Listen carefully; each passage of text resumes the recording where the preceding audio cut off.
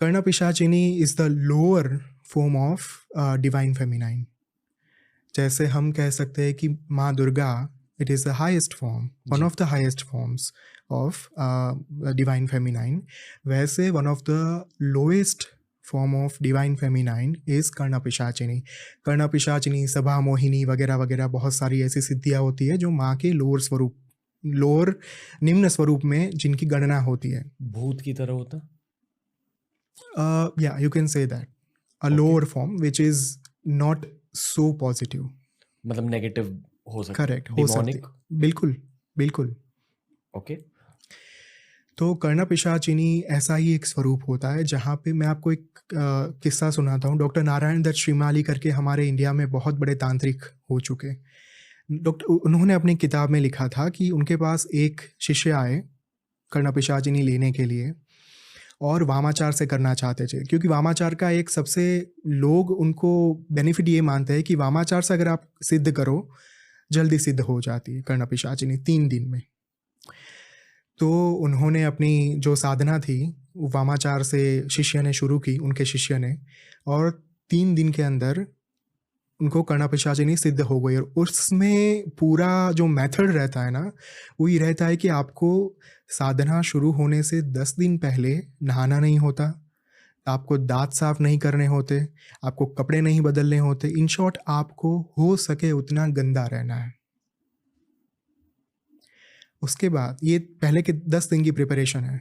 जब 3 दिन एग्जैक्टली आए, वो 3 दिन की शुरुआत होती है कृष्ण पक्ष के त्रयोदशी, मतलब 13th डे, 13th, 14th और 15th, मतलब अमावस्या तक। ये 3 दिन तक ये साधना चलती है। और ये 3 दिनों के अंदर आपको एक स्थान पे बैठकर अपने ही मलमूत्र को पीना होता है, खाना होता है।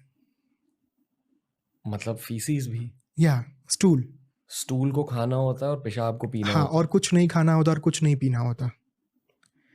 उसी स्टूल को आप एज अ लेप के तौर पर आपको लगाना होता है पूरा अपनी बॉडी के ऊपर। अपने ही मल को अपनी ही बॉडी के ऊपर आपको लगा के अपने ही मूत्र को, मतलब अपने ही यूरिन को आपको अपने ऊपर छंटकाव, जैसे हम गंगा जल छिड़कते हैं वैसे उस चीज़ को हमें छिड़कना होता है अपने ऊपर, और कर्णपिशाचिनी के मंत्र का जप करना होता है। ऐसे 3 दिन वो साधना ऐसे चलती है पर्टिकुलरली।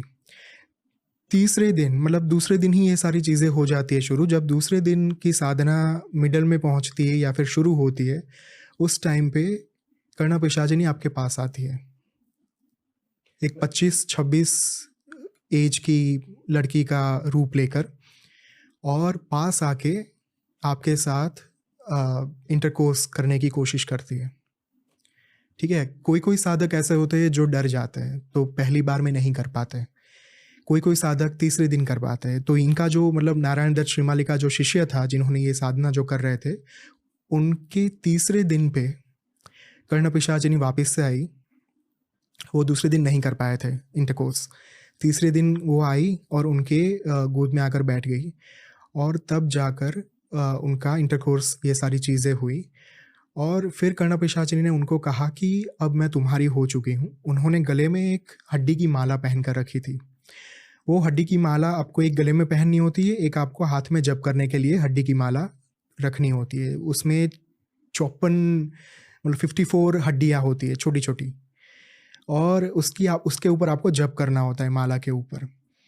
तो उसने, कर्णपिशाचिनी ने उस माला को गले में से निकाला जो उसने गले में पहनी हुई थी और अपने गले में डाल दी, और उसने, कर्णपिशाचिनी ने अपने गले में जो माला पहनी थी वो उस साधक के गले में डाल दी, और फिर उनका ये आदान प्रदान खत्म हो गया। कर्णपिशाचिनी सिद्ध हो गई उन्हें। उसके बाद ये साधना तीसरे दिन पे अमावस्या पे के ऊपर खत्म हो गई थी। उसके बाद भी 10 दिन तक आपको मलमूत्र ही खाना है, मतलब आपको स्टूल ही खाना है और यूरिन ही पीना है। पर आपके हेल्थ कोई अफेक्ट नहीं करता? करता है, कभी बहुत बार करता है। लेकिन अगर कभी कभी ये होता है ना रणवीर, कि हमारी डिज़ायर इतनी बड़ी होती है कि हम और कुछ नहीं देखना चाहते, हम इतने अंधे हो जाते हैं डिज़ायर के पीछे, हम इतने पागल हो जाते हैं कि हमें जो प्राप्त करना है उसके पीछे हम कुछ भी देखे बिना, कुछ भी सोचे बिना दौड़ने लगते हैं सिर्फ। ये सारी चीज़ें भी तंत्र विद्या होती है? बहुत होती है। ये पूरी वामाचार तंत्र विद्या है। ओके। और इस प्रकार की तंत्र विद्या से यू कैन यू नो जो माँ के लोअर फॉर्म की मैं बात कर रहा हूँ, कर्ण पिशाचिनी, सभा मोहिनी जैसे स्वरूपों को सिद्ध किया जाता है। तो ऐसे एक मेरे जो मैं अच्छा coming back to the point में थोड़ा बीच में चला नहीं, नो गया था। प्रॉब्लम। तो ऐसे सिद्ध होती है और कर्ण पिशाचिनी में मेरे एक दूर के रिलेटिव ने ऐसे ही सिद्ध की थी। पर लोग इन्हें सिद्ध क्यों करते हैं? पावर के लिए? पैसे के लिए, पावर के लिए। मान लो आपके पास कोई अच्छा, इसमें सामने वाले को तो ज़्यादातर पता नहीं रहता कि इसके पास कौन सी विद्या सिद्ध होती है। अगर आप कोई कर्ण पिशाचिनी सिद्ध किए हुए साधक के पास जाओ तो वो तो आपको बताएगा नहीं कि मैंने कौन सी विद्या सिद्ध की है। तो आपको तो यही लगेगा कि उनके ऊपर भगवान का हाथ है, उनके ऊपर ईश्वर का हाथ है। ठीक है। तो क्या होता है ना रणवीर, काफ़ी बार कि लोग साधक के पास जाते हैं, मान लो पॉलिटिशियन गया, ठीक है, या फिर सेलिब्रिटी गया उसके पास, उसने जाकर कुछ चीज़ें पूछी। अब वो जो साधक रहता है वो पॉलिटिशियन के बारे में, उसके पास्ट के बारे में, उसके फैमिली के बारे में सब कुछ जानता है, क्योंकि कर्ण पिशाचिनी ने उसके कान में आकर सारी चीज़ें बता दी हैं ऑलरेडी। अब नेता को क्या लगेगा या फिर सेलिब्रिटी को क्या लगेगा कि अच्छा ये तो कितना बड़ा आदमी है, इसने कितना साधना की होगी कि इसको ये सारी चीज़ों के बारे में पता है। इन चीज़ों की वजह से लोग उन्हें पैसे देते हैं, लोग उन्हें पावर भी देते हैं, लोग उन्हें पूजने लगते हैं। आज की तारीख में भी हमारे भारतीय समाज में भी ऐसे बहुत सारे संत हैं जिन्होंने ये सारी विद्याएं सिद्ध करके रखी हुई हैं और बहुत ही फेमस, जिन्हें आप मैं सब जानते हैं। लेकिन उनकी सिद्धियों के पीछे का असली कारण किसी को नहीं पता। वो उन्हीं को पता चलता है जिसने स्वयं साधनाएं की हैं, जिन्होंने स्वयं तंत्र में बहुत ही ज़्यादा डीप में जाकर अलग अलग प्रकार की सिद्धियां हासिल की हैं, सालों तक गहन अध्ययन किया है, अभ्यास किया है, पेनेंस किया है। उसको ही पर्टिकुलरली पता चलेगा कि सामने वाले साधक के अंदर कौन सी विद्या या फिर कौन सी सिद्धि मौजूद है और ये किस वजह से ये इतना कुछ बता पा रहा है। कहा जाता है कि तंत्र एक माध्यम होता है जिसकी वजह से आप मोक्ष की ओर तेजी से बढ़ सकते हो, पर तंत्र विद्या में, उस सब्जेक्ट में ऐसे चीजें होती है। बिल्कुल। ऐसे क्या मतलब प्रोसीजर को क्या कहते हैं? रिचुअल, हाँ, ऐसे रिचुअल्स होते हैं करेक्ट, जहाँ ये सब भी हो सकता है, पर ये आपको मोक्ष से दूर लेकर जा रही है। बिल्कुल। आप मोक्ष तक नहीं पहुंच रहे हो। नहीं, आप माया में फंस रहे हो। तो ऐसे लोग जिनके पास कर्ण पिशाचनी होती है या ऐसे चीजें होती है, जब इनका देहांत हो जाता है, देहांत के बाद उनके आत्मा के साथ क्या होता है? मैं वही बताने की अभी कर रहा था। मेरे जो रिलेटिव के बारे में बता रहा था, उनकी देहांत के टाइम पे उनका बॉडी चिता के ऊपर जल ही नहीं रहा था। आप एक टायर को ले लो, आप टायर को आग लगा पाओगे?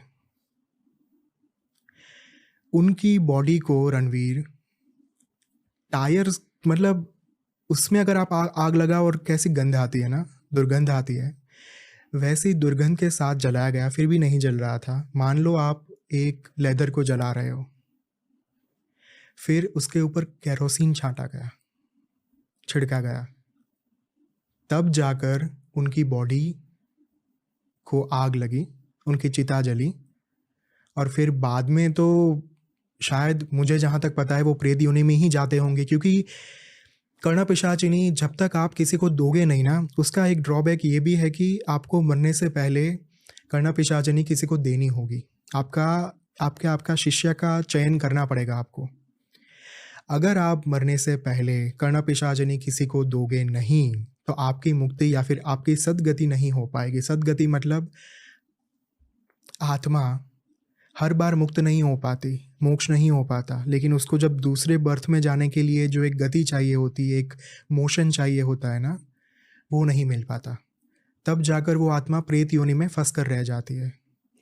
तो इस वजह से कर्ण पिशाचिनी आपको पास ऑन करना ज़रूरी है। और वो पास ऑन भी ऐसे नहीं कि आपने बोल दिया कि हाँ आप ले लो।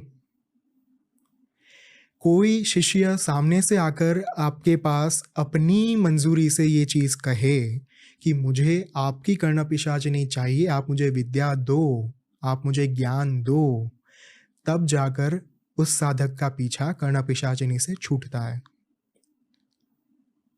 अगर ये नहीं हो पाता तो फिर आपकी मुक्ति या फिर आपकी सद्गति नहीं हो पाती।